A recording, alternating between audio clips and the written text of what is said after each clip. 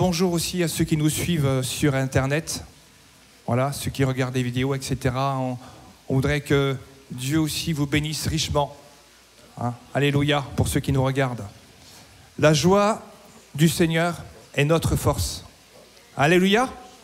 Bon, on va se mettre un petit peu l'eau à la bouche avec ce premier chant. On va se lever et on va déclarer simplement que rien ne peut enlever la joie qui est celle du Seigneur. Ok, d'accord. Ok. Seigneur, nous te rendons grâce, nous te bénissons simplement pour ta présence. Comme tu dis dans ta parole, tu es présent ici dans ce lieu. Et donc c'est par la foi que nous sommes devant toi ici. C'est par la foi, Seigneur, que nous avons eu ce désir de venir ici encore dans ce lieu, dans ta maison, parce que tu es aussi présent, bien sûr, mais c'est par la foi que nous croyons que tu as déjà guéri les malades, que tu guéris les malades, que tu es venu pour nous sauver, pour nous retirer de la boue de ce péché qui nous retenait si facilement, comme dit l'Écriture.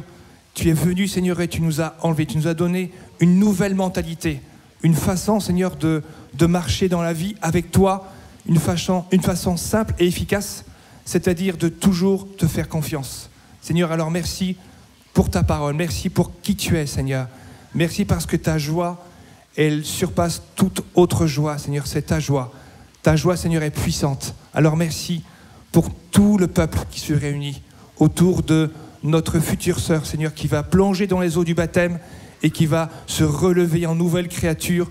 Au fur et à mesure qu'elle va marcher avec toi, tu vas conduire sa vie, tu vas conduire ses pas et tu seras toujours avec elle. C'est ce que la Bible déclare. Alors, l'Esprit du Seigneur est sur moi, car il t'a envoyé pour annoncer la délivrance à tous ceux qui sont prisonniers des chaînes et autres.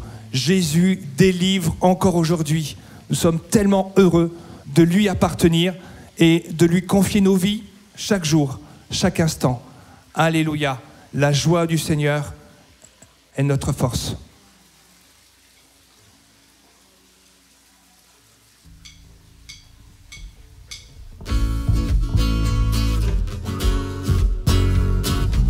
Est-ce qu'on peut taper des mains plus fort, s'il vous plaît? Merci. Encore.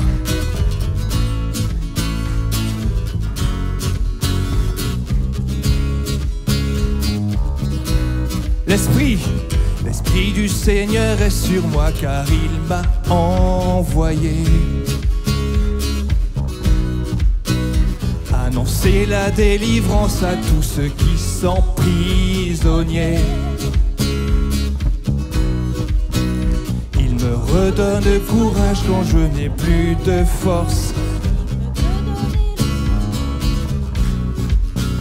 J'ai son sourire à mon réveil et sa paix plus encore. Il est mon tout et bien plus encore. C'est comme une fontaine au fond de moi.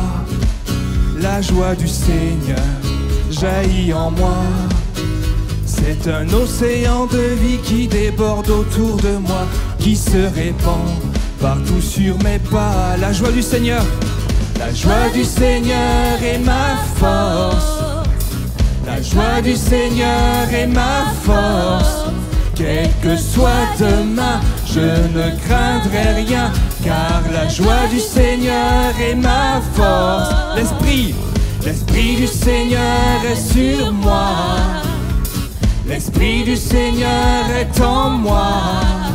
Il remplit mon cœur, je suis sa demeure. Oui, l'Esprit du Seigneur est en moi.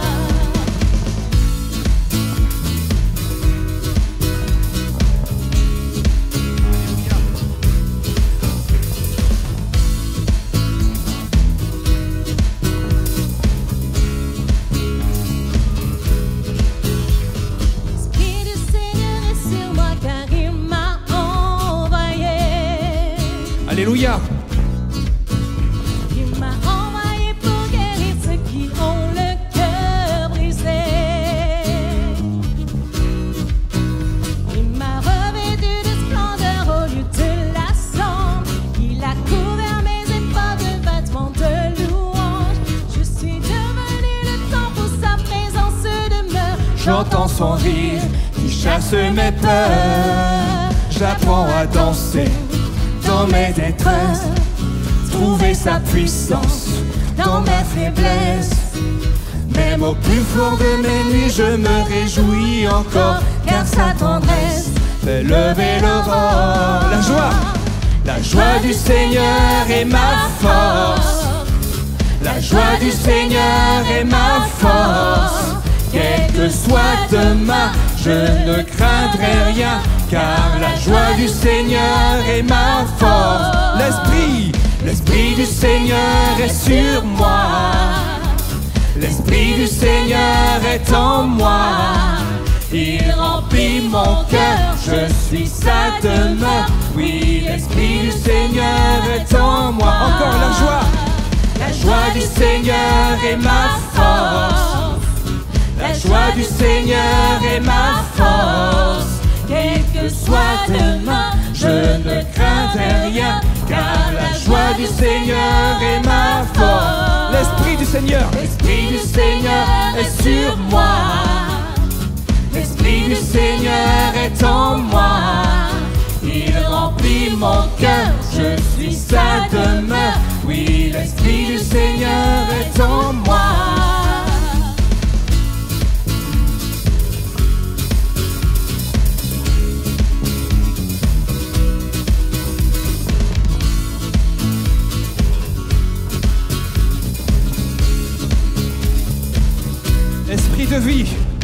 Esprit de vie, de liberté, remplis-moi jusqu'à déborder.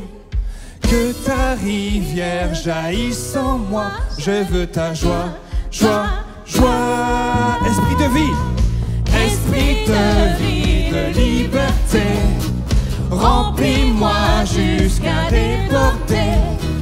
Que ta rivière jaillisse en moi, je veux ta joie, joie, joie.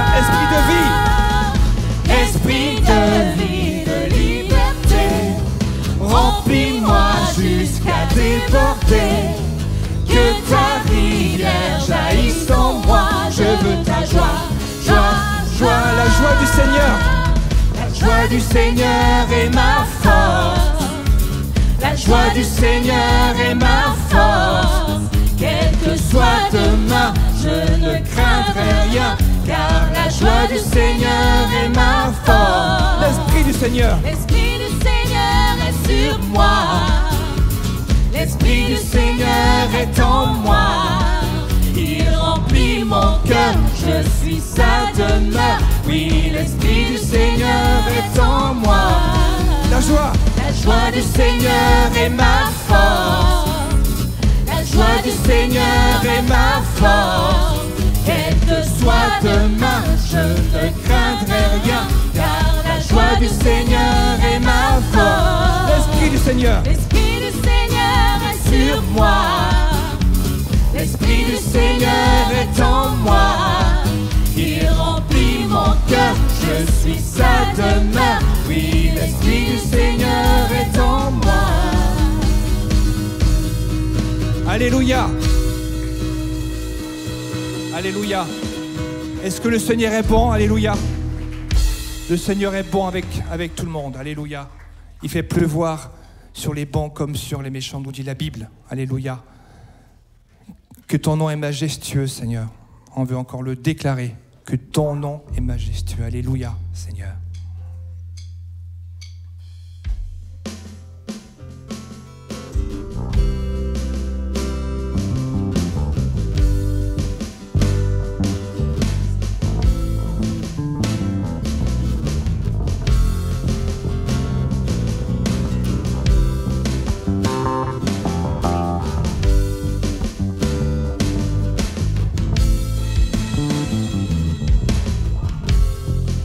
Ton nom est majestueux, Seigneur, sur toute la terre.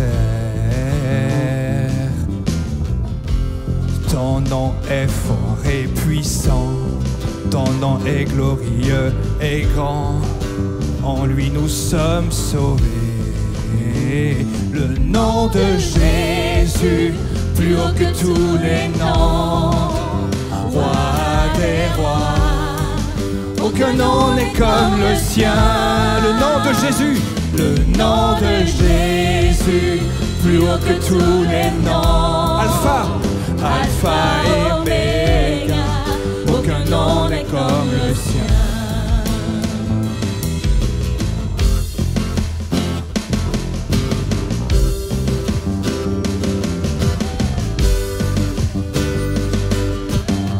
Le nom de Jésus. Que ton nom est majestueux,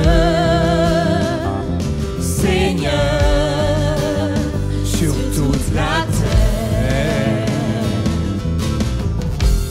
Ton nom est fort et puissant, ton nom est glorieux et grand, en lui nous sommes sauvés. Le nom de Jésus, plus haut que tous les noms, roi des rois, aucun nom n'est comme le sien. Le nom de Jésus, plus haut que tous les noms, Alpha, Oméga, aucun nom n'est comme le sien.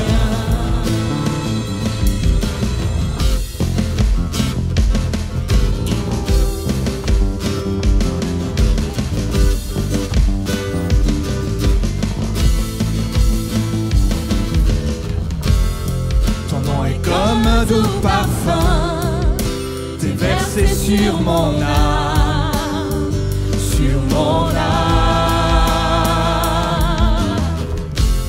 En ton nom nous surmontons tout, en ton nom nous avons la victoire. Ton nom est tout puissant, le nom de Jésus, le nom de Jésus, plus haut que tous les noms, roi des rois. Aucun nom n'est comme le sien. Le nom de Jésus, plus haut que tous les noms, Alpha, Oméga, aucun nom n'est comme le nom de Jésus. Le nom de Jésus, plus haut que tous les noms, roi des rois. Aucun nom n'est comme le sien. Le nom de Jésus, le nom de Jésus, plus haut que tous les noms, Alpha, Oméga, aucun nom n'est comme le sien.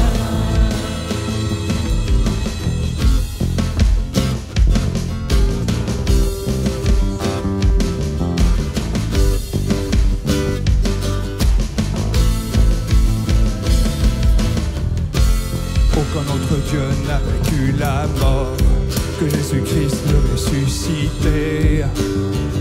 Nous l'élevons plus haut. En ton nom tout genou fléchit, en son nom tout homme est sauvé.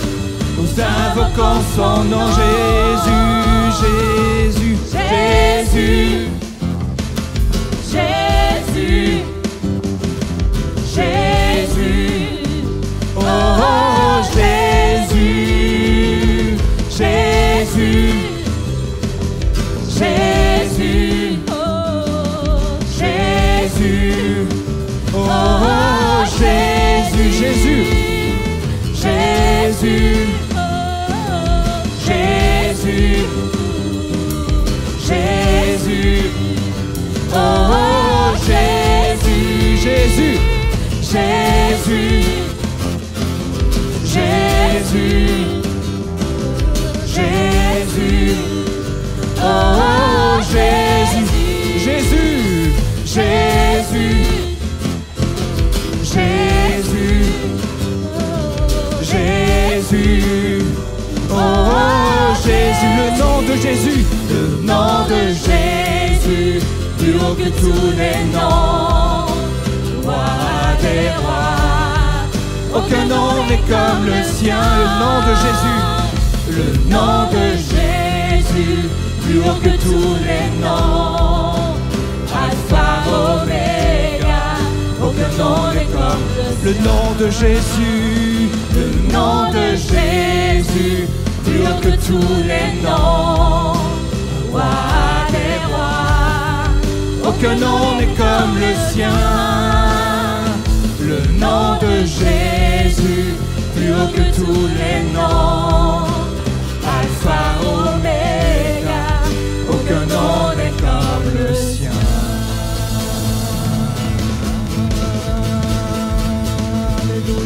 Jésus. Jésus. Alléluia. Jésus. Est-ce que le nom de Jésus est toujours puissant? Alléluia. Il est très puissant. Il surpasse toute intelligence, nous dit la parole de Dieu. Alléluia. Oh Jésus, on voudrait vraiment nous humilier devant toi, Seigneur, et te donner toute la gloire, parce que c'est vers toi seul, Seigneur, que nos yeux doivent se tourner, Seigneur, en cas de pépin, en cas de problème, Seigneur, tu es notre premier interlocuteur. C'est-à-dire que nos cœurs doivent se tourner uniquement vers toi, avant toute chose. Apprends-nous, Seigneur, à le faire. Apprends-nous, Seigneur, à être disciplinés vis-à-vis de cela et à te laisser complètement nos vies, Seigneur. Parce que c'est toi, Seigneur, qui t'es donné. Et tu t'es donné non pas pour rien, mais tu t'es donné pour nous donner la vie. Alors maintenant, Seigneur, que ton esprit passe maintenant dans les rangs et qu'il visite chacun et chacune présent ici, Seigneur. Que vraiment il y ait comme un renouvellement, Seigneur, de notre foi envers toi. Alléluia, que ton nom seul soit béni aujourd'hui. Parce que si nous sommes là, c'est parce que tu as permis que nous soyons là. C'est toi qui donnes la vie, Seigneur. Et nous ne pouvons pas, Seigneur, nous glorifier d'autre chose que de t'appartenir. Que nos vies soient à toi, Seigneur. Alors, sois béni, sois exalté pour qui tu es, Seigneur. Tu es le roi des rois, le Seigneur des seigneurs, et nous désirons prosterner notre vie devant toi, Seigneur. Tu es le Dieu de la guérison. Tu guéris encore aujourd'hui, Seigneur. Alléluia, Seigneur. Le nom de Jésus. Le nom de Jésus. On va partager un texte pendant que les frères s'approchent. Ce texte est situé dans l'évangile de Jean au chapitre 20 et on va lire les versets 26 à 31 avant d'introduire la scène. Et les frères vont s'approcher pour partager le pain et le vin. Alléluia.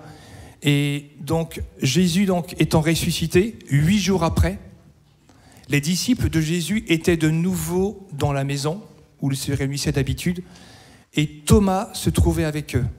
Et là, il faudra vraiment être attentif parce qu'il y a vraiment une parole par rapport à Hébreux chapitre 11, verset 6 de ce matin. Jésus vint, les portes étant fermées, se présenta au milieu d'eux et dit « La paix soit avec vous ». Puis il dit à Thomas « Avance ici ton doigt et regarde mes mains. Avance aussi ta main et mets-la dans mon côté. Et ne sois pas incrédule, mais crois. » Thomas lui dit « Mon Seigneur et mon Dieu. » Alors Jésus lui dit « Parce que tu m'as vu, tu as cru. » Mais là, cette parole ce matin, c'est « Heureux ceux qui n'ont pas vu et qui ont cru. » Et ça correspond à Hébreux chapitre 11, verset 6, que celui qui s'approche de Dieu doit avoir la foi et il faut qu'il croie que Dieu est le rémunérateur de la foi. Simplement croire, comme des enfants. Alors un frère va, pendant que le frère il se prépare, on va vraiment recentrer notre foi sur Dieu uniquement. Alléluia. Amen.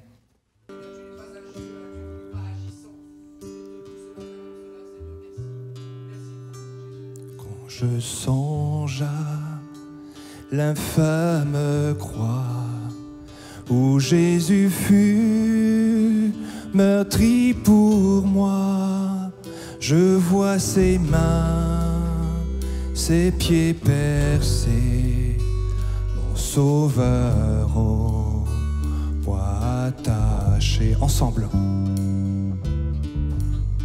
Quand je songe à l'infâme croix où Jésus fut meurtri pour moi, je vois ses mains, ses pieds percés, mon Sauveur au bois attaché.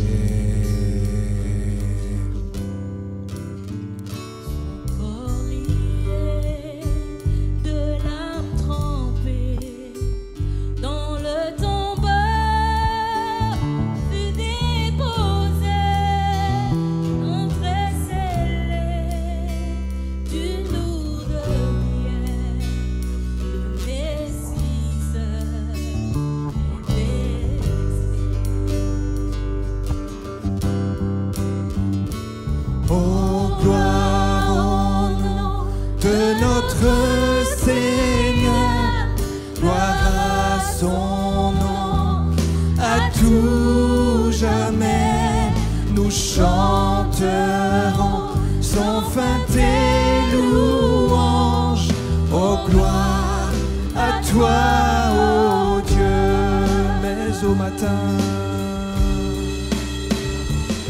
Au matin du troisième jour, le Fils des cieux est ressuscité. La mort n'est plus, elle est vaincue. Les anges acclament, Christ notre roi. Oh gloire au nom de notre Seigneur, gloire à son nom, à tout jamais, nous chanterons sans fin tes louanges. Oh gloire à toi, ô Dieu, oh gloire ensemble. Oh gloire au nom de notre Seigneur, gloire à son nom, à tout jamais, nous chanterons sans fin tes louanges. Oh gloire à toi, ô Dieu. Il reviendra de blanc vêtu, bercer la nuit, notre Jésus, et je serai parmi les saints, captivé par sa gloire sans fin. Oh gloire! Oh gloire au nom de notre Seigneur, gloire à son nom, à tout jamais, nous chanterons sans fin tes louanges. Oh gloire à toi, ô Dieu. Oh gloire à toi, ô Dieu. Oh gloire à toi, ô Dieu. Oh gloire à toi, ô Dieu. Alléluia. Il reviendra de blanc vêtu, bercer la nuit, notre Seigneur, et je serai parmi les saints, captivé par sa gloire sans fin.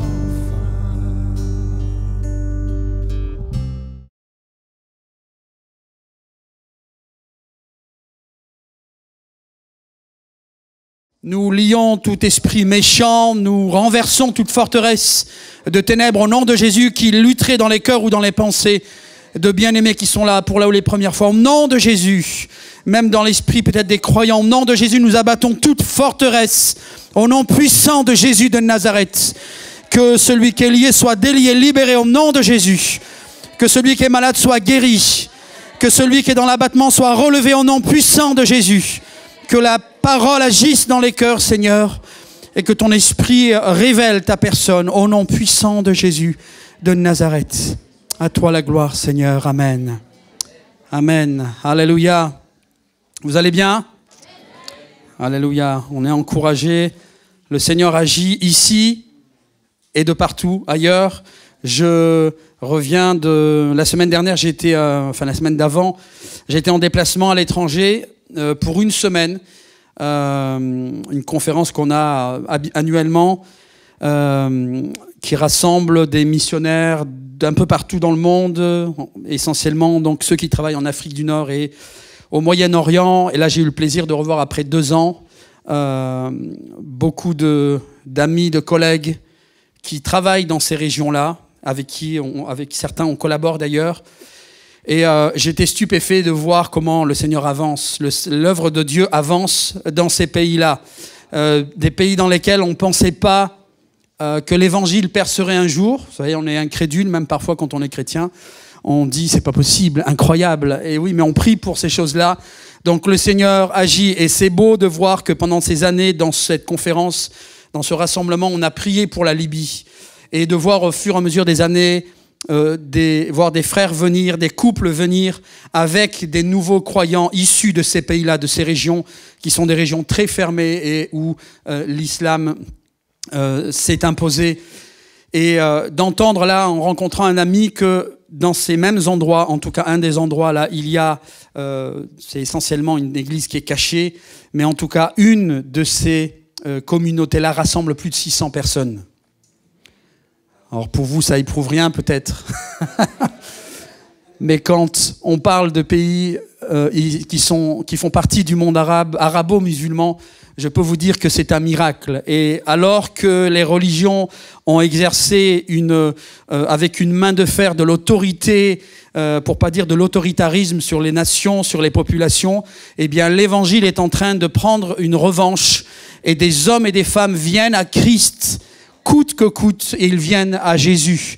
Et lorsque même les frontières sont fermées, lorsque même les lois des pays sont difficiles et tout est verrouillé, eh bien c'est Jésus lui-même qui vient en personne dans les maisons. Et on a eu plusieurs témoignages de musulmans. On peut acclamer le Seigneur. Plusieurs témoignages de musulmans à qui Jésus s'est révélé, essentiellement pendant la période de Ramadan, là, les semaines passées, parce que le peuple de Dieu dans le monde s'est mobilisé. Il y a plusieurs initiatives tout au long du temps de Ramadan, pendant les 30 jours. Eh bien, il y a eu des centaines, des milliers, peut-être des centaines de milliers de chrétiens qui ont prié dans le monde en faveur des musulmans. Et Jésus s'est révélé aux musulmans. Jésus s'est révélé aux musulmans. Certains même alors qu'ils étaient en pèlerinage à la Mecque. Alléluia. Jésus à la Mecque, vous vous rendez compte? Eh bien Jésus, oui, il n'y a pas de limite à ce qu'il fait. Là où les hommes ont tout verrouillé, là où c'est compliqué et où on penserait, nous, que rien n'est possible, on baisserait les bras, on dit non, c'est pas possible, c'est trop Seigneur ce que tu demandes. Eh bien le Seigneur nous devance, il va sur le terrain. Et ces témoignages-là à la Mecque, c'est pas le premier, ça fait des dizaines de témoignages que j'entends où Jésus se révèle aux pèlerins à la Mecque pendant leur pèlerinage. Wouh! Alléluia! Et ça, c'est le Jésus dans lequel on croit. On ne croit pas dans une religion. Moi, c'était mon horreur de devoir quitter une religion pour rentrer dans une autre. Non, Seigneur, je ne veux pas ça. Mais dans l'Évangile, on a tout sauf une religion. Alléluia. On est dans une révélation avec ce Dieu vivant et dans une relation vivante et vraie de chaque jour. Alléluia. Avec un Dieu qui vit à nos côtés, et pas seulement à nos côtés, mais aussi en nous. Alléluia. Et qui nous donne la preuve de sa présence en nous, par les charismes. Vous voyez, quand je me suis venu à Jésus, en fait, j'ai dit, mais moi, j'étais musulman. Ma mère, elle n'était même pas encore passée par les eaux du baptême, et elle a été remplie de l'Esprit de Dieu. Elle s'est mise à parler en langue comme une mitraillette. Ça part. Et j'ai dit, ouh, là, c'est autre chose. Là, c'est puissant. Parce qu'en fait, si on avait encore des doutes, eh bien, face à ces choses-là, et la manière dont Dieu parlait dans les églises, nous on était musulmans, on arrive dans les églises chrétiennes, et puis on entend Dieu qui parle et qui dévoile la vie de certains. On en a fait aussi les frais, où Dieu parle précisément de situations dont personne n'est au courant. Eh bien ça pour nous, frères et sœurs, et puis pour les amis qui nous visitent, c'est le gage et la garantie que nous ne sommes pas dans une religion. Nous n'avons pas besoin, les hommes n'ont pas besoin d'une religion. On voit les dégâts que ça a fait dans le monde. Par contre, ils ont besoin d'un Dieu, de ce Dieu-là, vivant et vrai, que les religions essayent de cacher pour changer leur vie, pour les attirer à eux et pour les transformer, faire d'eux des porteurs d'espérance. Et c'est ce que le Seigneur est en train de faire sur la planète. Pardonnez-moi les frères, là je zigzague, du coup le frère il me suit. Pardonnez-moi, je vais essayer de rester accroché au pupitre. Le Seigneur est bon, le Seigneur agit. On pourrait passer des semaines à vous raconter des témoignages. En tout cas, on est encouragés de voir que ce que le Seigneur fait ailleurs, il le fait aussi ici, dans cette maison, où chaque semaine, chaque mois, avec Pasteur Gérard, Julien, on s'entretient sur les âmes qui viennent à Dieu, qui arrivent dans cette maison parce qu'elles se sentent attirées, elles cherchent sur Internet, elles viennent, elles trouvent les prédications et puis finalement elles arrivent parmi nous, où toutes les opportunités qui sont données au travers des concerts et autres, et notamment je pense au concert de Connecte-toi, donc avec Thiou, Bruno et toute l'équipe en février, où le Seigneur a vraiment béni et touché. Alléluia. Le Seigneur agit, mais il agit avec nous. Amen. Et au travers de nous. Ça va? Vous êtes toujours là? Amen. Alléluia. Alors on va ouvrir la parole de Dieu, si vous voulez bien. On va essentiellement rester dans l'Évangile selon Jean, traiter encore de ce sujet qui est un des sujets capitaux dans la parole de Dieu et dans notre vie de croyant. On a besoin de nous efforcer dans notre foi de toujours expérimenter ce que Dieu déclare et ce que Dieu annonce. Et c'est ça qui nous garde de la religiosité. Et nous devons refuser toute religiosité. Quand on commence à devenir religieux, on meurt. Et on commence à produire des fruits qui sont les fruits de la chair, les fruits mauvais et qui n'apportent rien, qui ne changent rien dans la vie des gens. Par contre, quand nous restons connectés au Seigneur par son esprit, à Jésus, alors en nous, quelque chose est rafraîchi, renouvelé, sa présence se fait en nous et nous continuons à porter des fruits dont nous nous nourrissons nous-mêmes et dont les autres se nourrissent aussi. Amen. Alors la personne de Jésus, on a besoin de la connaître. Ce que nous allons partager ce matin va vous bénir vous autant vous en tant que croyants que vous qui venez pour là où les premières fois ou qui avez l'habitude de venir mais qui ne connaissent pas spécialement Jésus. Je fais une petite parenthèse. Hier, on avait justement un temps, on avait échangé avec Thiou et Bruno pour rester connectés à ces gens qui étaient venus au concert. Pas loin de 30 personnes nouvelles, peut-être plus, dont plusieurs avaient été touchés. Je me rends compte qu'avec le temps, les habitudes changent, nos façons de communiquer, de nous exprimer changent aussi. Et je sentais ce besoin de pouvoir rester connecté à ces gens pour les entendre, prendre du temps avec eux et mettre des mots sur ce qu'ils avaient vécu. Et parmi les personnes qui sont venues, donc Thiou et Bruno sont venus à la maison avec certaines de ces personnes donc, auxquelles ils avaient envoyé des cartes d'invitation. Et on a organisé un petit repas à la maison, un barbecue. Et puis Thiou a apporté son clavier, les micros. Et puis voilà, on a eu un petit concert privé. Soyez pas jaloux, hein. Avec une journée magnifique. Et puis ensuite, on a pris un temps de témoignage. Et puis un temps d'échange avec ces amis-là, pour savoir en fait où ils en étaient. Et parmi eux, une des personnes, un des hommes qui était là, il dit que c'était un peu le brouillard dans sa vie et c'était du n'importe quoi et que depuis qu'il venait, il sentait quelque chose de différent. Sa vie a pris un sens, un but, et qu'il ne sait pas pourquoi, mais il y a quelque chose d'irrésistible qui l'attire à venir ici chaque dimanche. Et depuis le concert, ça fait plusieurs dimanches qu'il vient et qu'il assiste au culte. Mais pour lui, il ne comprend pas, vous voyez, quand on est nouveau, on ne met pas des mots, on n'identifie pas. Mais ça, c'est ni plus ni moins que l'action de l'Esprit de Dieu, vous comprenez? Qu'est-ce qu'il va faire? Il n'a pas pris de drogue, il n'a rien pris, on ne lui a rien promis ici, qu'il est attiré à venir entendre. Et puis il y a plusieurs autres témoignages de personnes qui sont venues au concert et qui sont venues même avant le concert, qui sentent quelque chose de particulier lorsqu'ils sont dans la louange. Ça, c'est le gage et la sécurité que nous sommes vraiment dans la présence de Dieu. Tous ces gens qui viennent ici et qui sentent l'amour, avant même avoir parlé à quelque chrétien que ce soit. Comment est-ce que c'est possible? Quel amour on peut sentir en venant ici? Tu connais personne, mais il y a quelqu'un qui te connaît. Et cet amour, tu le ressens. C'est comme un starter pour te montrer, un booster pour te montrer que ici, il y a quelqu'un de particulier. Ces gens-là qui sont là, ils ne sont pas exaltés, ce n'est pas des illuminés, ils sont passionnés par justement cet amour qui les a touchés et qui ne les a pas quittés depuis. Amen. Et cet amour, il vous tend la main à vous qui venez pour les premières fois, ou vous qui ne connaissez pas encore Jésus, qui vous êtes pas encore prononcé pour le suivre. Et ce que nous allons voir ce matin, c'est vital, je veux dire, pour notre foi. Déjà, premièrement, parce qu'on a besoin de réponses et de comprendre. Au passage, on ne peut pas comprendre les choses de Dieu avec notre intelligence, parce que notre conception des choses, notre intelligence naturelle humaine ne permet pas de comprendre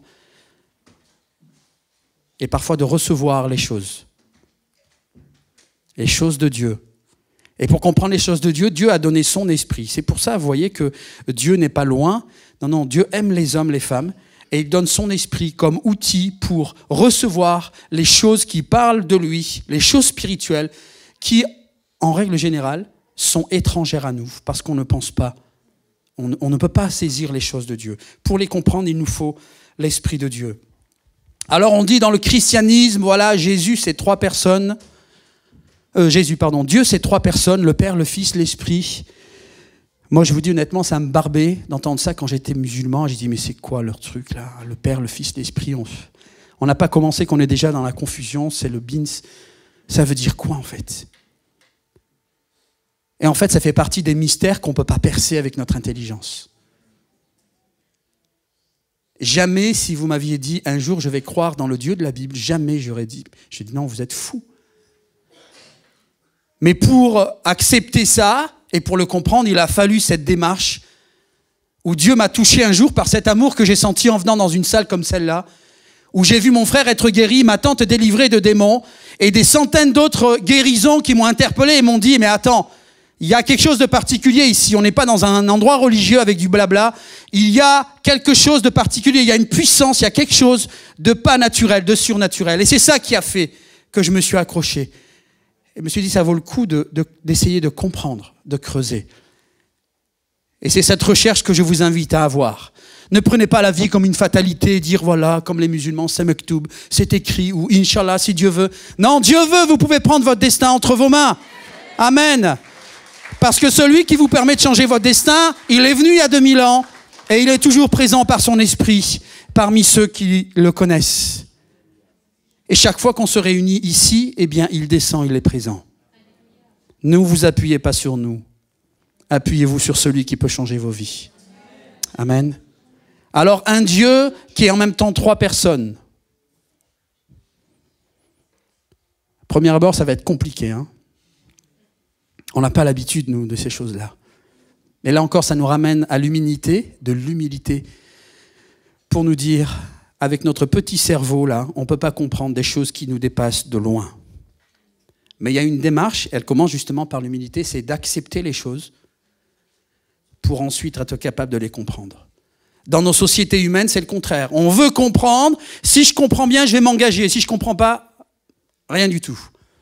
Eh bien, dans le royaume de Dieu, avec les choses de Dieu, c'est le contraire. En tout cas, c'est ce que Jésus nous propose comme démarche, d'accepter, de recevoir, et ensuite on va comprendre. Et c'est logique, vous avez compris, puisque pour comprendre, il faut l'Esprit de Dieu.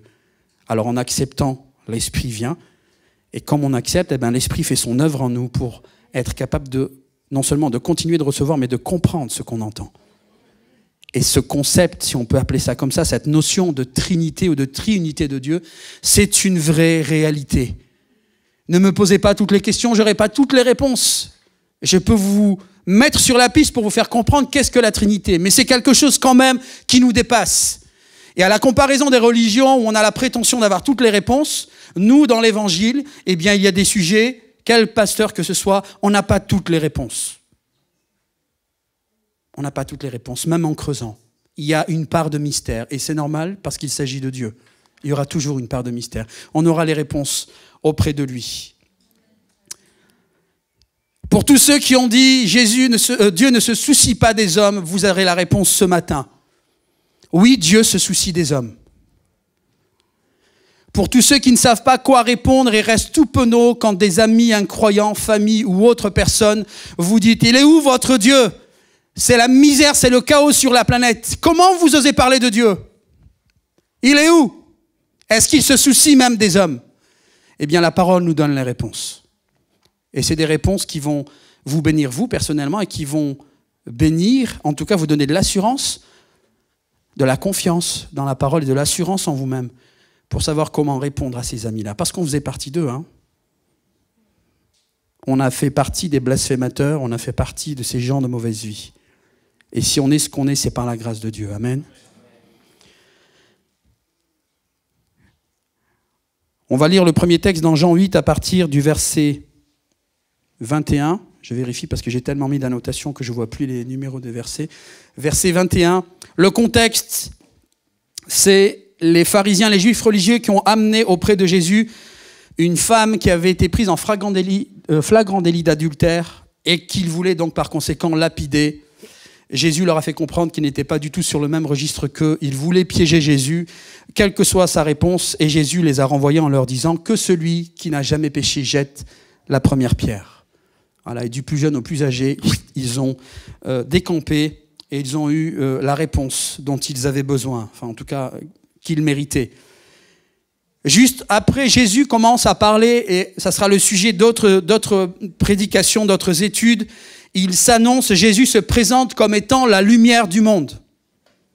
Ça veut dire, oh c'est prétentieux ça, mais non, Jésus est la lumière du monde. Et il développe tout ce sujet, toujours en présence aussi de certains pharisiens, de juifs religieux qui sont là et qui essayent de tacler Jésus et d'attendre le moindre faux pas pour le contredire et pour l'attaquer. Alors Jésus passe la deuxième vitesse. Ouvrons bien nos oreilles et ouvrons bien nos yeux. On va lire ensemble ce que Jésus va leur dégainer comme réponse. Jésus leur dit encore, verset donc 21 du chapitre 8, « Je vais m'en aller et vous me chercherez, mais vous mourrez dans vos péchés. Vous ne pouvez pas aller où je vais. » Petite précision, Jésus parle aux pharisiens, il ne parle pas à vous là. Parce qu'on peut s'identifier aux personnages de la Bible, mais là c'est un contexte très spécifique où il s'adresse à ces hommes qui ont voulu braver la justice de Jésus et l'intégrité, et surtout qui ont voulu dénigrer son identité. Et Jésus donc les affronte. Verset 22, « Sur quoi ils se demandèrent entre eux, aurait-il l'intention de se suicider? Est-ce là ce qu'il veut dire par ces paroles, vous ne pouvez pas aller où je vais? Vous, leur dit-il alors, vous êtes d'ici bas. » C'est Jésus qui leur parle maintenant. « Moi, je suis d'en haut. Vous appartenez à ce monde, moi je ne lui appartiens pas. C'est pourquoi je vous ai dit, vous mourrez dans vos péchés. En effet, si vous ne croyez pas que moi je suis, vous mourrez dans vos péchés. Qui es-tu donc, lui demandirent-ils. Je ne cesse de vous le dire depuis le début, leur répondit Jésus. En ce qui vous concerne, j'aurai beaucoup à dire, beaucoup à juger. Mais celui qui m'a envoyé est véridique, et je proclame au monde ce que j'ai appris de lui.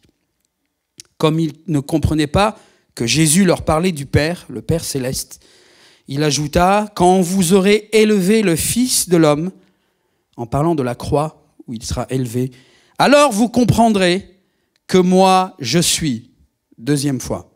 « Vous reconnaîtrez que je ne fais rien de ma propre initiative, mais que je transmets ce que le Père m'a enseigné.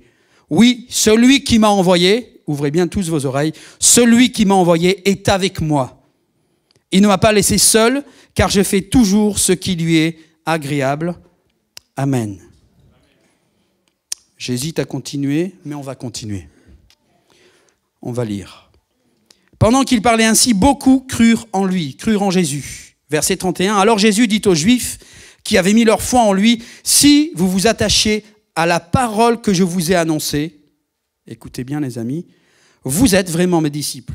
Vous connaîtrez la vérité et la vérité fera de vous des hommes libres. La vérité vous affranchira. » Nous, lui répondirent-ils, nous sommes la postérité d'Abraham. Nous n'avons jamais été esclaves de personne. Comment peux-tu dire vous serez des hommes libres? Vraiment, je vous l'assure, leur répondit Jésus, tout homme ou toute femme qui commet le péché est esclave du péché. Or, un esclave ne fait pas partie de la famille. Un fils, lui, en fait partie pour toujours. Si donc c'est le Fils qui vous donne la liberté, alors vous serez vraiment des hommes libres. Je sais que vous êtes les descendants d'Abraham. Pourtant, vous cherchez à me faire mourir parce que ma parole ne trouve aucun accès dans votre cœur. Vous entendez? Parce que ma parole ne trouve aucun accès dans votre cœur. Et vous avez beau amener une cargaison de miracles et de prodiges, il n'y a pas accès dans vos cœurs. Vos cœurs refusent l'accès. Moi, je parle de ce que j'ai vu chez mon père. Quant à vous, vous faites ce que vous avez appris de votre père. Notre père à nous, répondirent-ils, c'est Abraham. Eh bien, leur répliqua Jésus, si vous étiez vraiment des enfants d'Abraham, vous agiriez comme lui. Au lieu de cela, vous cherchez à me faire mourir. Pourquoi ? Parce que je vous dis la vérité telle que je l'ai apprise de Dieu. Jamais Abraham n'a agi comme vous. Vous agissez exactement comme votre père à vous. Mais répondirent-ils, nous ne sommes pas des enfants illégitimes. Nous n'avons qu'un seul père, Dieu. Si vraiment Dieu était votre père, leur dit Jésus, vous m'aimeriez, car c'est de sa part que je suis ici, et c'est de sa part que je suis venu au milieu de vous. Je ne suis pas venu de ma propre initiative, c'est lui qui m'a envoyé. Pourquoi ne comprenez-vous pas ce que je vous dis ? Parce que vous êtes incapables de recevoir mes paroles. Deuxième fois. Jésus ne se lasse pas de répéter et d'insister. Mais ces hommes-là sont tellement méchants et tortueux dans leur cœur, et tellement peu d'humilité qu'ils ne sont pas capables, leurs cœurs sont fermés, ils ne peuvent pas recevoir même les paroles de Jésus. Parce que leur intelligence, et puis leur cœur mauvais certainement, luttent contre ces choses, qui n'ont certes pas l'habitude d'entendre, mais qui vient peut-être les gêner dans leurs entournures, eux qui sont des grands spécialistes de la loi. Jésus vient les défier avec l'autorité avec laquelle il prêche et la simplicité de ses mots et de la démarche. Vous êtes toujours avec moi ? Amen. On va aller un peu plus loin au verset 56.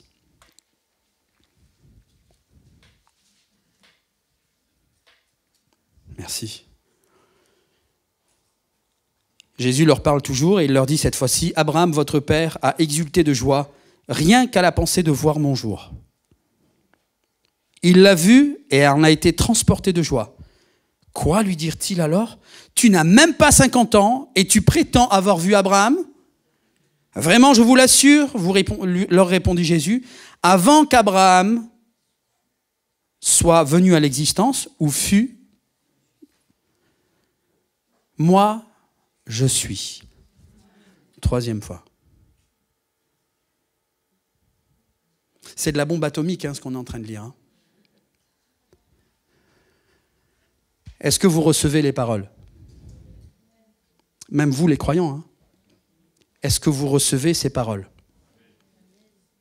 Je viens de vous le dire, comme les pharisiens. Ne dites pas non, c'est quoi ce truc? Non, recevez. Et celui qui peut vous aider à les comprendre, il va faire son travail en vous. Vous n'êtes pas dans une religion ici, vous êtes au pied du Dieu vivant, qui a sa propre façon de communiquer et d'agir dans le cœur des hommes et des femmes sur cette terre. Avant qu'Abraham fût, je suis. Pouh! Pam! Distribution de claques. Mais le problème, c'est la suite. Après, à ces mots, ils se mirent à ramasser des pierres pour les lui jeter, mais Jésus disparut dans la foule et sortit de l'enceinte du temple. Ça nous fait comprendre quoi? Ça nous fait comprendre qu'ils avaient compris, en fait. Et je pense que vous avez compris, que vous êtes sur le chemin pour comprendre là où je veux en venir. Les pharisiens avaient tout à fait compris ce que Jésus est en train d'annoncer, ou pour eux de prétendre. C'est pour ça que la colère s'est emparée d'eux et qu'ils étaient prêts à le lapider. Mais ce n'était pas son heure encore. Jésus passera sur la croix un peu plus tard, mais là, ce n'était pas son heure.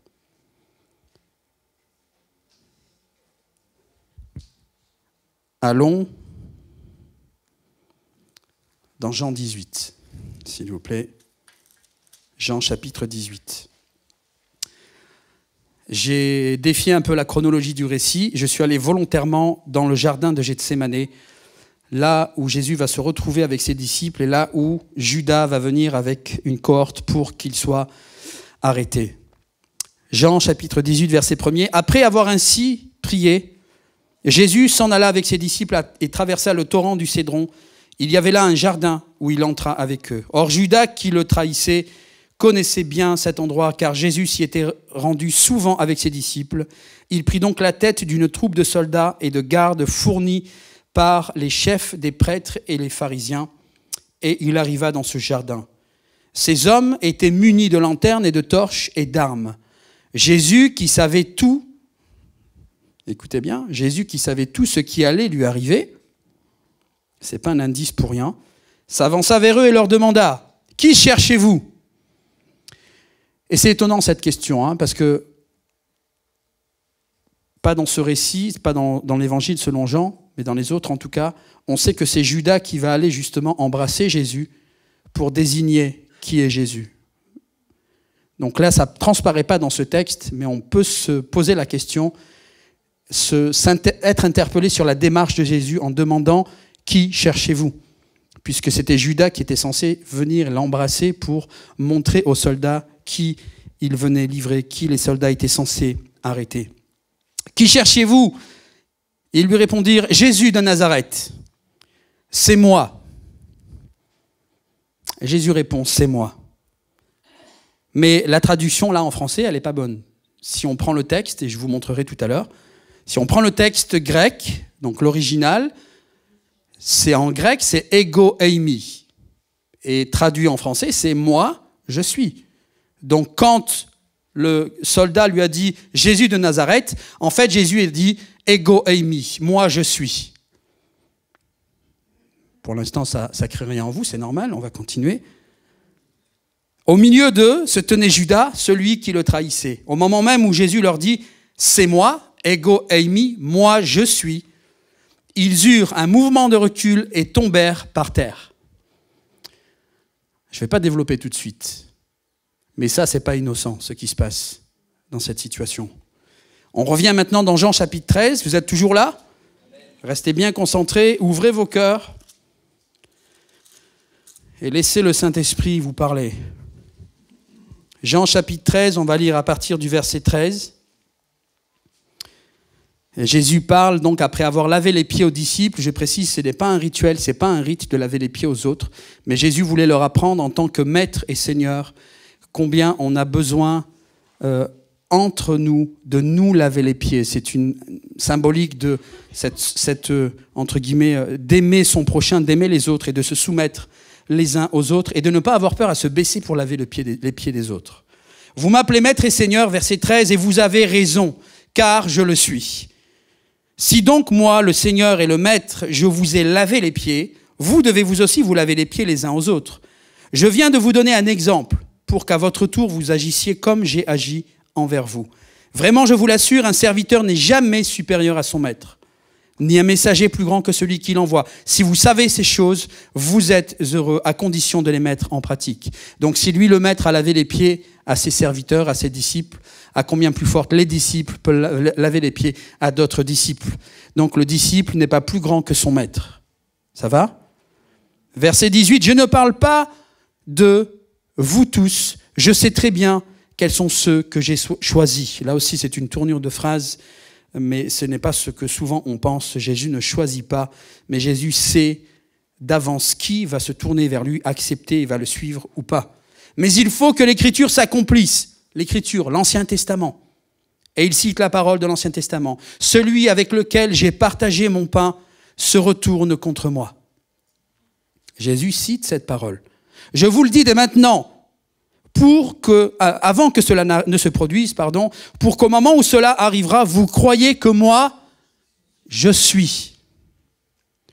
Au moment où cela arrivera, c'est-à-dire au moment où cette parole prophétique que je vous annonce va s'accomplir, que vous compreniez que moi, je suis. Et Jésus fait allusion avec cette parole au moment où Judas va trahir Jésus, et où il va surtout prendre le pain et le vin parmi eux et ensuite quitter pour aller trahir, vendre Jésus aux Romains. Ça va ?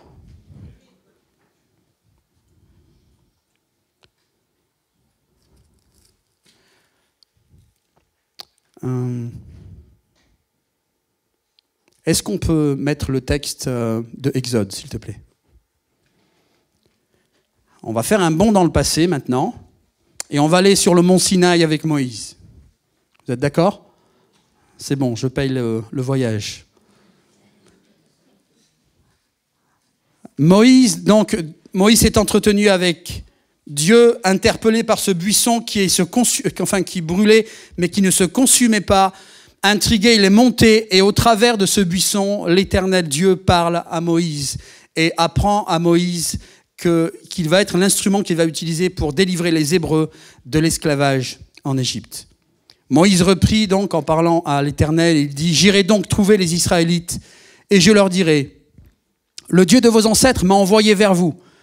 Mais s'ils me demandent quel est son nom, que leur répondrai-je » Alors Dieu dit à Moïse, « Je suis celui qui est. » Puis il ajouta, « Voilà ce que tu diras aux Israélites. Je suis m'a envoyé vers vous. » Alléluia. « Je suis m'a envoyé vers vous. » Amen. On peut mettre maintenant les textes en grec et en hébreu, s'il te plaît. Voilà. Dans la Nouvelle Alliance, dans le Nouveau Testament, à chaque fois que Jésus a répondu, il n'a pas dit « oui, c'est moi ». Littéralement, il a répondu « moi, je suis ». Moi, je suis. Puisque dans le grec, si vous lisez dans le grec, c'est là où il faut aller si on veut avoir la source exacte, les termes que Jésus a exprimés, c'était « ego eimi ». Et on suppose même, en tout cas beaucoup de théologiens, de commentateurs, pensent même que Jésus n'a pas parlé en grec, Jésus parlait en araméen, et peut-être même dans ces situations-là, il a parlé en hébreu. Et il a donc prononcé les mêmes mots que l'Éternel Dieu a prononcés sur la montagne avec Moïse. On peut passer l'autre? Dans l'Ancien Testament maintenant, dans l'Ancienne Alliance, dans l'hébreu, les mots que vous pouvez lire, c'est « anihu ». Lorsque Dieu parle dans l'Ancien Testament, que ce soit dans Ésaïe, il y a plusieurs références, et aussi sur le mont Sinaï dans le livre de l'Exode, lorsque Dieu parle à Moïse, il lui dit « anihu », moi je suis. Et ce qui est l'équivalent dans le grec de « ego eimi », et en français « moi je suis ». Vous êtes avec moi? Vous avez compris à qui on a affaire avec Jésus? Il y en a qui sont un peu hésitants, ils pensent qu'il y a un piège. Il n'y a pas de piège. Hein. Ce même Dieu qui a parlé à Moïse sur la montagne, ce même Dieu qui a ouvert la mer en deux, qui a fait sortir Israël de l'esclavage en Égypte, c'est le même qui est venu il y a 2000 ans sur la croix, qui a annoncé le royaume de Dieu, qui a pris avec lui des disciples, qu'il a envoyés sur toute la terre, qui est mort sur la croix, et qui est ressuscité le 3e jour. C'est celui qui a touché nos vies, touché ta vie, qui a transformé nos vies. Nous avons l'habitude, nous humains, de compartimenter les choses dans cette trinité divine de Dieu. Il n'y a pas trois dieux, comme certains peuvent le penser, comme je le pensais. Il y a un seul Dieu, avec 3 facettes, ou plutôt 3 personnalités, 3 personnes même. Parce que vous lirez de la Genèse à l'Apocalypse, le Père s'exprimait, exprimer des émotions, parler, exprimer ses attentes et s'adresser aux hommes. Vous verrez l'Esprit Saint parler et vous verrez aussi le Fils parler. Et donc nous comprenons que en Dieu, dans le Père, le Fils et le Saint-Esprit, nous avons affaire à 3 personnes en une. Vous allez me dire, mais c'est un concept de fou là, votre truc. Vous avez sorti ça d'où? Mais c'est pas de nous, c'est la parole de Dieu. Mais vous savez, dans notre vie de tous les jours, on a ce concept-là, il existe déjà. Il y en a qui blaguent en parlant des shampoings, mais vous avez tout simplement un œuf. Vous prenez un œuf, si je vous présente là de la coquille d'œuf, ou un blanc d'œuf, ou du jaune d'œuf. Est-ce qu'il y a une différence entre les 3? Il n'y a pas de piège, allez-y. Il n'y a pas de différence. Hein. Que je vous montre du blanc ou le jaune, ça sera de l'œuf, vous êtes d'accord? Eh bien, si on peut essayer de comprendre ce qu'est la Trinité de Dieu, ben c'est ça en fait. Ça nous dépasse, mais ça existe. Et en biologie moléculaire, en biologie tout court, ça existe. Ce même principe de tri-unité. Dieu a mis sa signature dans toute la création. Est-ce qu'on peut mettre les textes, s'il te plaît, que j'ai affichés sur le slide? Jean 8, 24, il me semble, le premier. Plus haut. Voilà, Jean, il n'y en a pas un autre avant? Oui, 8, 24. C'est la première fois où Jésus répond. C'est pourquoi je vous ai dit, vous mourrez dans vos péchés. Écoutez bien, ce n'est pas au hasard que Jésus a développé de cette manière ses réponses. C'est pourquoi je vous ai dit, vous mourrez dans vos péchés. En effet, si vous ne croyez pas, c'est simple, vous avez vu, si vous ne croyez pas que moi, je suis, vous mourrez dans vos péchés. Les pharisiens, les juifs religieux étaient enragés, ils ont refusé cette idée. Et donc, par conséquent, ils se condamnent eux-mêmes. Vous comprenez? On peut dire, ah, mais Jésus, il est dur, il est méchant, vous mourrez dans vos péchés. Mais en fait, non, on meurt dans nos péchés si on refuse ce cadeau qui nous est donné, en fait, tout simplement. Personne ne nous condamne, c'est nous-mêmes qui nous condamnons, en fait. Donc, Jésus veut nous faire comprendre que si nous avons ce désir d'être pardonnés de nos péchés, eh bien, il suffit juste de croire qu'il est. Qu'il est quoi? Ben, qu'il est Dieu. Amen. Jésus est ce Dieu dont on a besoin. Amen.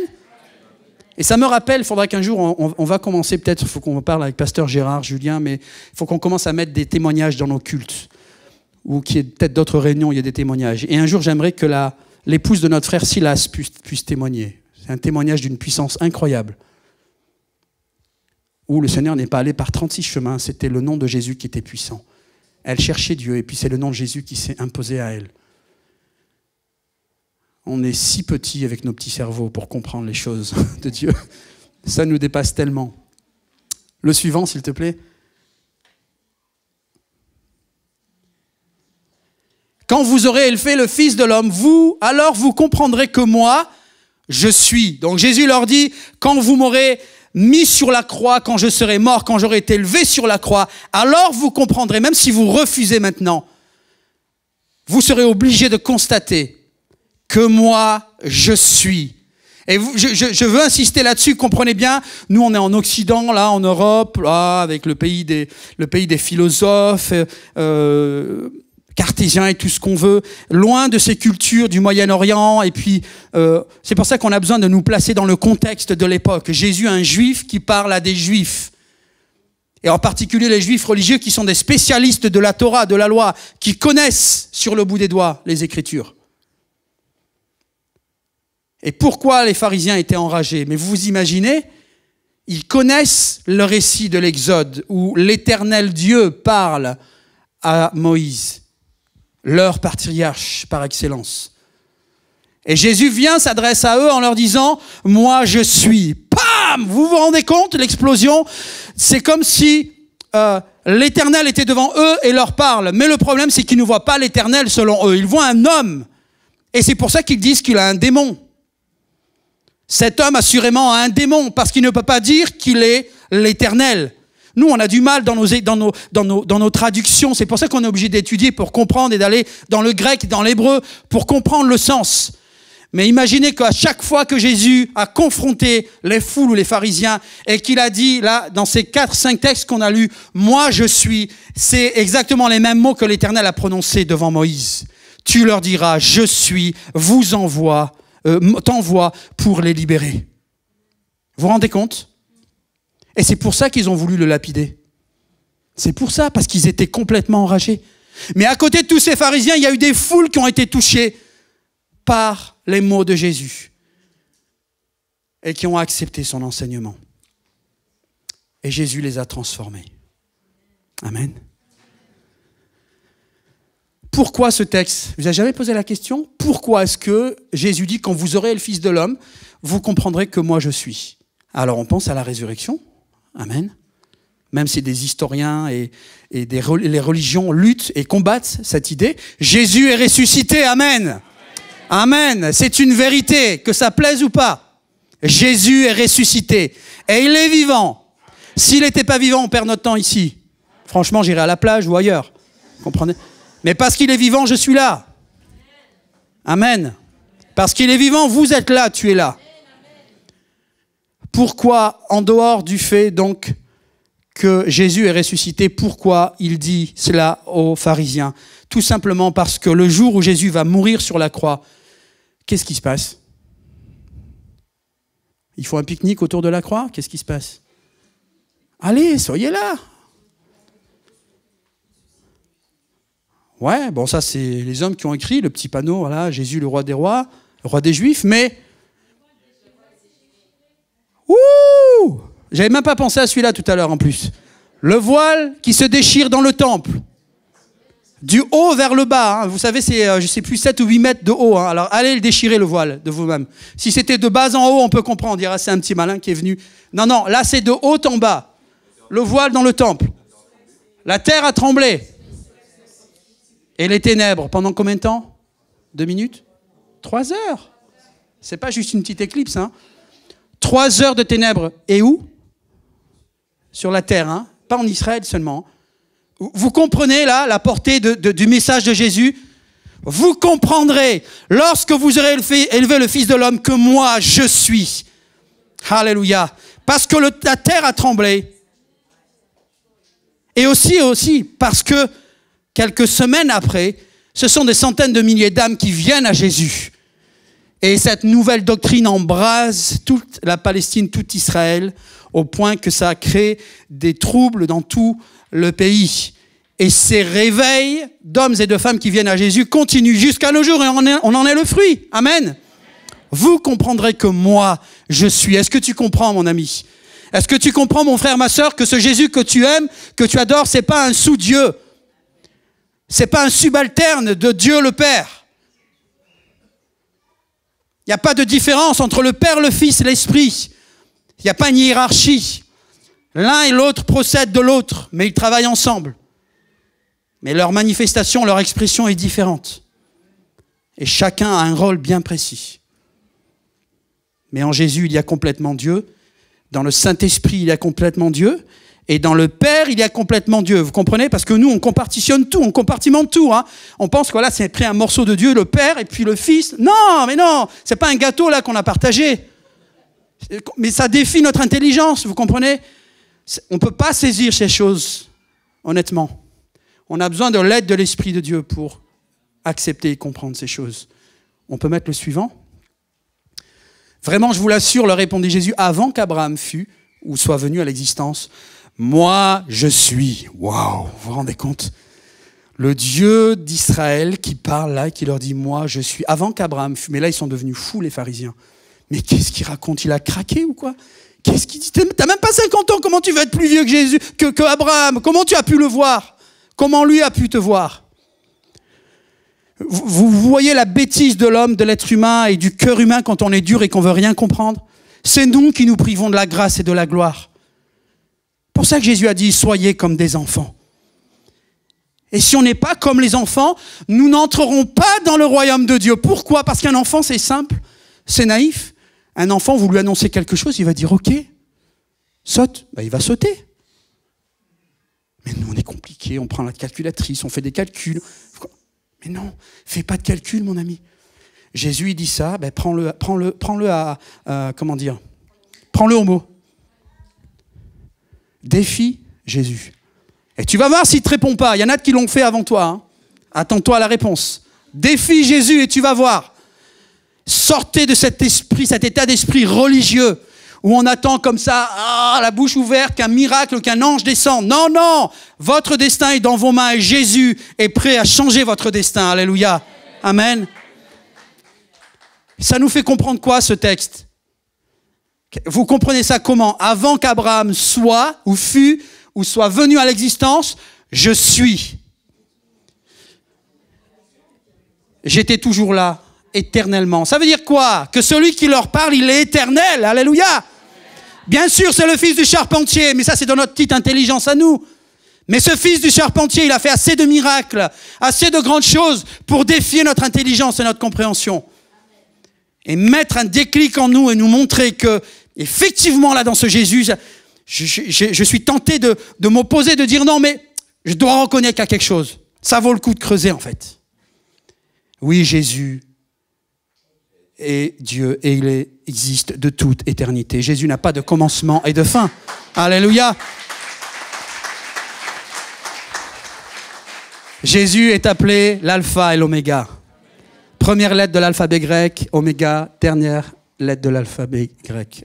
Alpha et oméga, le premier et le dernier. Alléluia. Vous avez encore des doutes, frères et sœurs? C'est votre Jésus, ça. Hein? Amen. On va terminer parce qu'on a bien dépassé.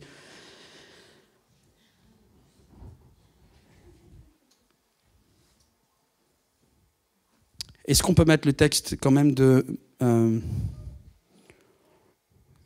Jean 18? Je sais pas, je pense pas que je... Ah si, Jean 18.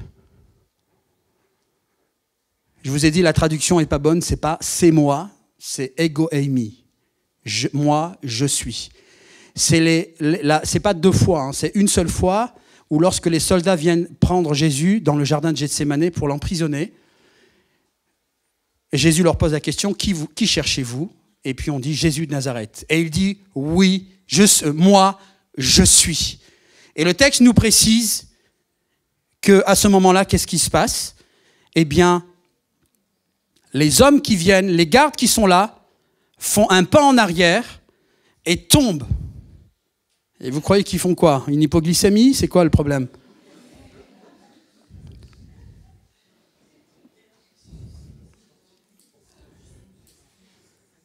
Qu'est-ce que vous en pensez? En fait, ils ne se prosternent pas, mais ils se sont prosternés de force. Ils ont été prosternés de force, en fait. Vous comprenez? Parce que certainement, quand Jésus leur parle, le regard de Jésus est sur ces hommes-là. Ces hommes-là sont des Juifs, très certainement. Et Jésus leur dit, « Moi, je suis. » Vous imaginez-vous Dieu qui vous parle et qui vous dit, « Moi, je suis devant vous ?» Eh bien, ces gardes, je pense que là, ils ont été confrontés à une manifestation de puissance qui s'est dégagée des paroles et du regard de Jésus et que, irrésistiblement, ils sont tombés à terre à cause de cette puissance qui a été dégagée au moment où Jésus a parlé. Je sais, vous trouverez toutes sortes de commentaires, même dans des commentaires bibliques qui sont hyper dignes de commentaires païens, mais c'est pas grave, et qui dénigrent ces idées-là. Et qui trouvent toutes sortes de solutions scientifiques ou autres. D'ailleurs, ils sont forts, ils ont vraiment la foi. Mais on peut comprendre simplement que lorsque Jésus prononce ces paroles, ça devait déménager. Vous m'entendez? Pas seulement les paroles, mais parce que Jésus, lorsqu'il parle, c'est exactement comme si c'était l'Éternel sur le mont Sinaï. Vous comprenez? Heureusement, il y avait la personne de Jésus qui limitait l'expression de puissance et de gloire. Sinon, ce n'est pas les deux, c'était tout Israël qui était envoyé en l'air. Vous comprenez? C'est pour ça que Dieu s'est manifesté dans la personne de Jésus et pas en personne lui-même. Parce que tout le monde aurait été volatilisé devant la gloire de Dieu et sa puissance. Alléluia. On finit avec le dernier texte qu'on a lu, Jean 13, et c'est un appel aussi. Et je vous invite, les musiciens, si vous pouvez reprendre place, et puis vous préparer pour accompagner musicalement. Et je pense qu'on va faire un appel. Donc préparez-vous, je devais vous le dire au début du culte, je vous le dis maintenant. Pour les personnes nouvelles, celles qui ont envie, qui ressentent quelque chose, ou celles qui ont envie de vivre quelque chose, ou qui sont interpellées tout simplement. Et puis s'il y a des malades aussi, avancez-vous. Pasteur Gérard, Pasteur Julien sont là, et on se prépare déjà à l'avance. Écoutez bien.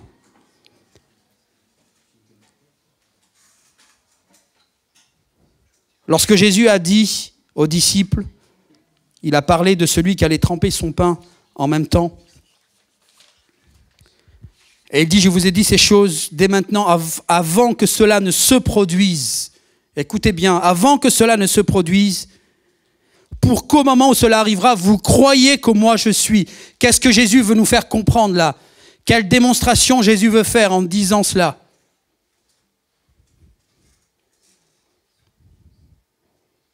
Pensez pas au rôti. Laissez-le, il cuit, tout va bien. Restez avec moi ici. Pourquoi Jésus leur dit ça? Vous savez, je vais dire la réponse, donc vous dites non, c'est bon, on ne va rien dire. Allez-y, dites-moi quelque chose. Pourquoi Jésus leur dit, avant que cela ne se produise, je vous l'annonce, pour que vous sachiez que moi je suis. Vous êtes têtus, hein, vous ne voulez pas répondre. Hein. Pour qu'il n'ait pas de doute, mais surtout pour leur montrer à qui ils ont affaire. Jésus annonce quelque chose à l'avance. C'est-à-dire, c'est normal, c'est un prophète, mais plus qu'un prophète. Et il dit, c'est pour que vous compreniez que moi, je suis. il leur annonce avant la scène, le pain et le vin qu'il va partager avec les disciples, quelques heures avant l'arrestation de Jésus. Et il leur dit à l'avance que quelqu'un parmi eux va tremper son pain et que cet homme-là sera celui qui va vendre Jésus, qui va trahir Jésus. Jésus veut faire comprendre quoi en fait? Qu'il est omniscient, vous comprenez? Jésus sait toute chose à l'avance. Parfois on est dans l'incertitude. Ou quand on ne connaît pas le Seigneur, on a peur de notre avenir, on ne sait pas où on va. Mais on a affaire à quelqu'un qui connaît, qui sait. Il sait tout par avance. Amen. Et de la même manière que Dieu est omnipotent, omniscient et omniprésent.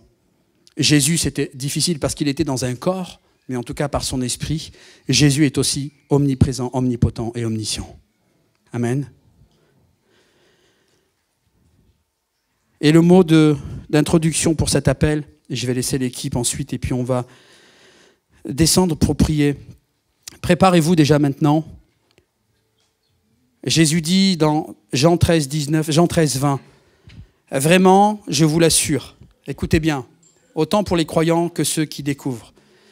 Je vous l'assure, qui reçoit, c'est-à-dire quiconque reçoit, celui que j'envoie, est-ce qu'on peut afficher le texte aussi si c'est possible, s'il vous plaît? Qui reçoit celui. Non, le vin, s'il vous plaît. Voilà, super.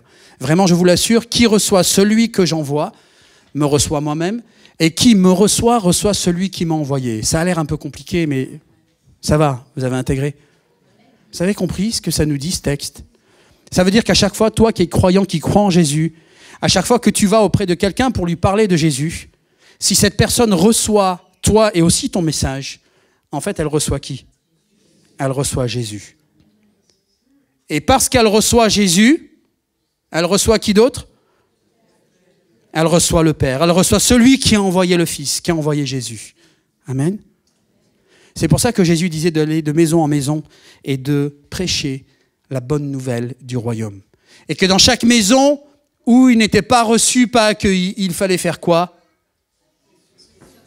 Secouer la poussière de ses pieds, symboliquement, pour dire, voilà, je dégage ma responsabilité, je suis venu, j'ai présenté, maintenant on refuse, eh bien je quitte et je vais aller vers une autre maison pour partager la bonne nouvelle du royaume. Eh bien, de notre temps, frères et sœurs, 2022 ou un peu plus, 2030 années après, nous sommes en train de vivre exactement le même processus. Nous sommes appelés à aller, pas seulement dans les maisons, mais sur notre lieu de travail, dans tous les lieux où on est face à des hommes et des femmes qui ne connaissent pas Jésus, leur présenter le message. S'ils vous reçoivent, ils vont recevoir Jésus. S'ils ne vous reçoivent pas, vous secouez la poussière de vos pieds et vous passez à d'autres. Amen. Alléluia. Alléluia. Seigneur, merci. Merci pour ta parole.